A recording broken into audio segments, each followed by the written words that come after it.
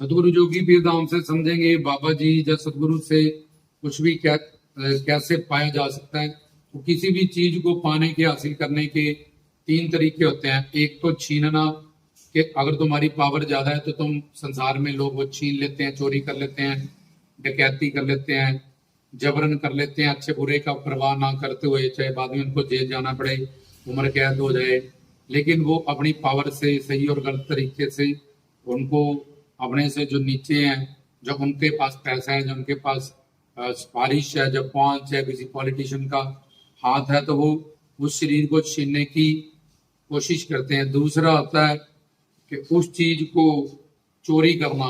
संसार में इतनी चोरियां होती रहती हैं कि वो अब छीन नहीं सकते तो ठीक है, उसको चोरी कर लो। तीसरा होता है उस चीज को मांगना। अब हरि गुरु को से संत मत से सतगुरु से हमें कृपा चाहिए। कृपा किसी भी तरह की हो सकती है, किसी भी काम में हो सकती है। जगदानंद संसार का सुख, आत्मानंद आत्मा के सुख, ब्रह्मानंद भगवान के दर्शन दीदार, प्रेमानंद उन्हीं की करीबी का प्रेम का सुख हमें चाहिए। तो ये चारों, कोई भी कृपा किसी भी काम में अगर चाहिए तो तीनों फार्मूले अब हरि गुरु भगवान की दुनिया में हम ले जाएंगे और देखेंगे कि पहला फार्मूला के भगवान से छीन ले तो भगवान तो सुप्रीम पावर है, सर्वंतरयामी, सर्वव्यापक, सर्व ईश्वर है, सर्वदृष्ट है, सर्वशक्तिमान है। तो भगवान के आगे या गुरु के आगे या आराध्य इष्ट देवता के आगे, बाबा जी के आगे, पौना हरि के आगे या पीरों फकीरों के आगे बल तो चल नहीं सकता। तो ये पहला फार्मूला फेल हो गया। दूसरा, चोरी कर ले, वो सर्वज्ञ सर्वंतरयामी है। जब चोरी करने की हम भावना ही रखेंगे, अंदर सोचेंगे, तभी उनको पता चल जाएगा, तो चोरी भी नहीं हो सकती। तीसरी चीज है कि मांग ले। अब ये तीसरा ही फार्मूला है कि हमें मांगना है हरि गुरु भगवान से। तो किस तरह से मांगे?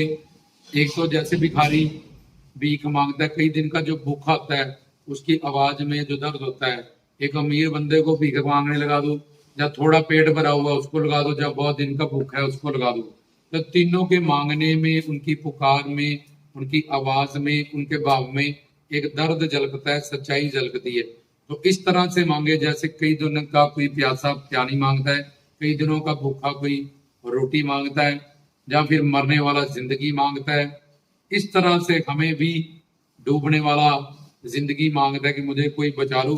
इस तरह हरि गुरु भगवान से हमें मांगना है, उसके दर के भिखारी बन के, नौकर बन के, दास बन के, और किसी भी बल को वहां लेके ना जाए, बलहीन होके जाए, बल हार जाए, क्योंकि वो सुप्रीम पावर है। उसके आगे किसी भी चीज का, दौलत का, शौहरत का, परिवार का, संतान का, रूप का, ज्ञान का बल उनके सामने नहीं चल सकता, क्योंकि वो महाबल है उनके पास।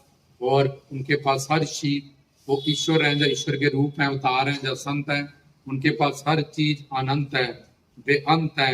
और हम क्या बल लेके उनके पास जाएंगे? ना हमें ब्रह्मा की तरह ब्रह्म ज्ञान है, ना हमें गणेश जी की तरह हमारी पूजा होती है, प्रतिष्ठा है, ना माँ सरस्वती की तरह हमारे पास दिमाग है, ना कामदेव की तरह हमारे पास रूप है। तो हमारा फटीचर हाल है, हर जगह से तन मन धन जो भी हमारे पास है सब गंदा गंदा है। तो इसलिए किसी की बल को लेके गुरु हरि भगवान के पास ना जाएं, और खुद को गुनहगार जानते हुए, पतित जानते हुए कि जो भी मेरे काम फंसे हैं, मुझे दुख आया है, इसका जिम्मेवार मैं हूं, मैंने ही वो कर्म किए थे जिसके कारण से मुझे ये दुख आए हैं।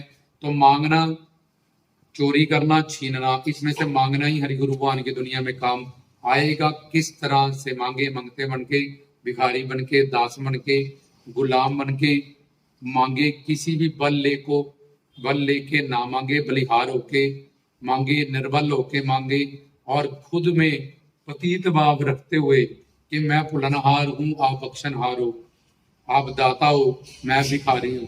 तो इस तरह से जब मांगे हरि गुरु भगवान से, उसमें सच्चाई और उसमें भाव और उसमें दर्द होगा, तो फिर हमें वो दाते बाबा जी से, हरि गुरु भगवान से मिल जाएंगी। जय बाबा।